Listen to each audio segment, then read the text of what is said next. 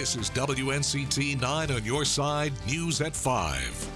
Well, I know everybody here has been talking about snow, and we do have the potential coming up in a few days, but let's go ahead and jump right on into that forecast, and we're going to see just how hot we got today. We're looking into the mid-60s across the east. That's a lot warmer than seasonable temperatures for this time of year. Right now, we're currently seeing the upper 50s in Greenville, and 60 in Windsor and Washington, and 61 down in Newbern, and 62 over in Morehead City. Jumping out, looking at our Viper 9 radar, this low pressure system, it's what's going to move into the area, bringing with it the potential for snow. We do have a seasonal Thursday on tap. Snow will arrive for Saturday, and the cold air is going to continue to stick around. The longest running newscast in the east starts right now. A 6-year-old accidentally shot and killed as her 11-year-old cousin shows off the gun he got for Christmas. WNCT is in Beaufort County, where the community is in shock.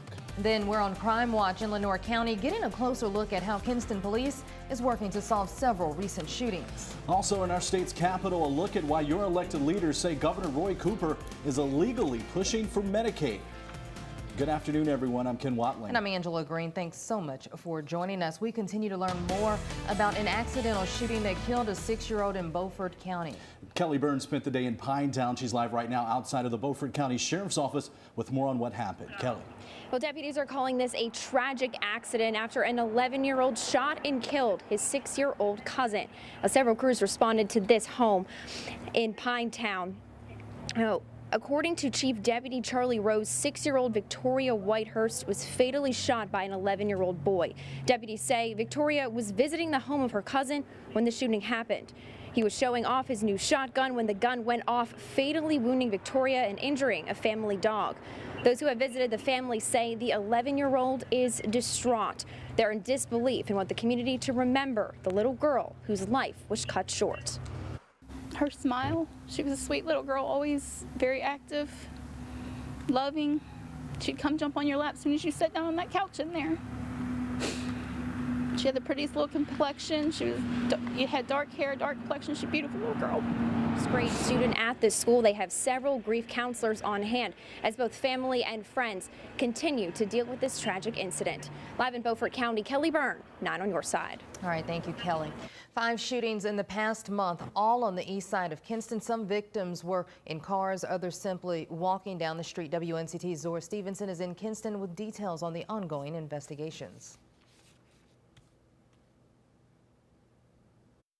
Still no arrests in a handful of shootings over the past month here in Kinston, but police, community members, and even the victims are working together to find the suspects.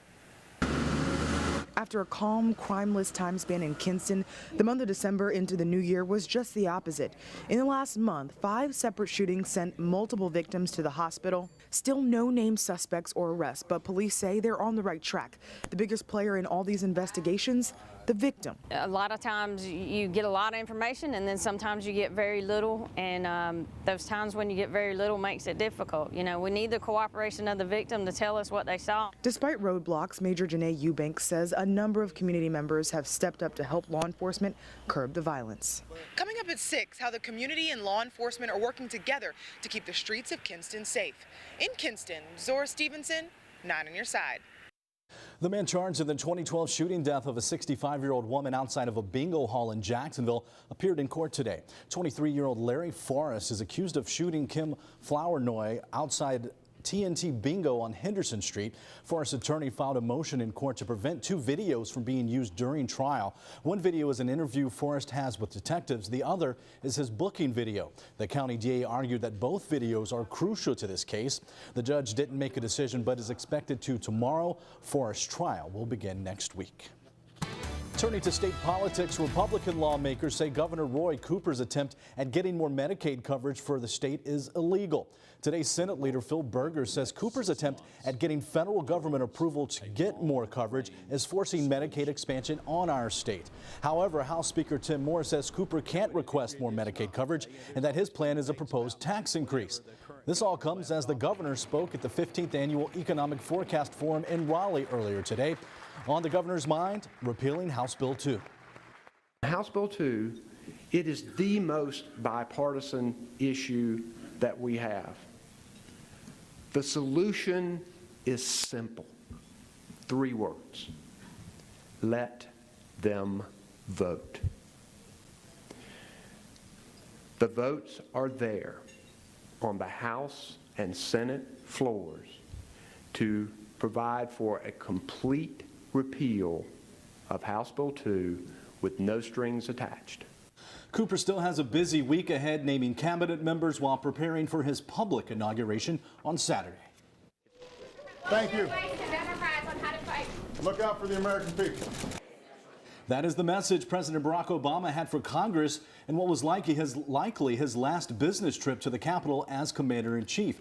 Today, Obama met with Democrats, encouraging them to try and prevent the Republican-led Congress from repealing the Affordable Care Act. Meanwhile, Vice President-elect Mike Pence also spending the day on Capitol Hill with House Speaker Paul Ryan, vowing to craft an alternative to Obamacare. We want to make sure that as we give relief to people through Obamacare, we do it in a transition that doesn't pull the rug out from anybody during that transition period. While the two did not give specifics about what alternative would be, congressional Republicans have released a timeline aiming to present a replacement bill in the next 6 months. The penalty phase of the Dillon Roof trial is underway in a Charleston, South Carolina courthouse. A jury convicted the 22-year-old last month of murdering 9 black parishioners at a church in 2015. Roof, who is representing himself, made a brief opening statement to the jurors but did not ask them to spare him from the death penalty. Journalist Jennifer Berry Halls has followed the case from the beginning and is writing a book about it. He receives the death penalty. I don't think it's going to be a huge surprise to anybody. It's sort of as if he's just throwing in the towel. Roof told jurors he was not going to lie to them and said, quote, "There's nothing wrong with me psychologically." He says he's representing himself to stop his lawyers from presenting the results of his mental health evaluations. The fight to save Blunt's Creek continues. Right now, Sound Rivers and the North Carolina Coastal Federation is appealing November's administrative court ruling. The ruling favored Martin Marietta, allowing them to continue building a quarry that would dump millions of gallons of water into the creek. Also to come on WNCT 9 on your side, the recovery effort to help those impacted by Hurricane Matthew continues. And next week, you'll have a chance to step up and help. What one local church is doing and how Fish Stew plays a part in their plan to help others. That's coming up after your First Alert forecast. And we're going to talk about the potential for some winter weather in Friday and during the day Saturday. So tune in for your full First Alert forecast to find out all the details.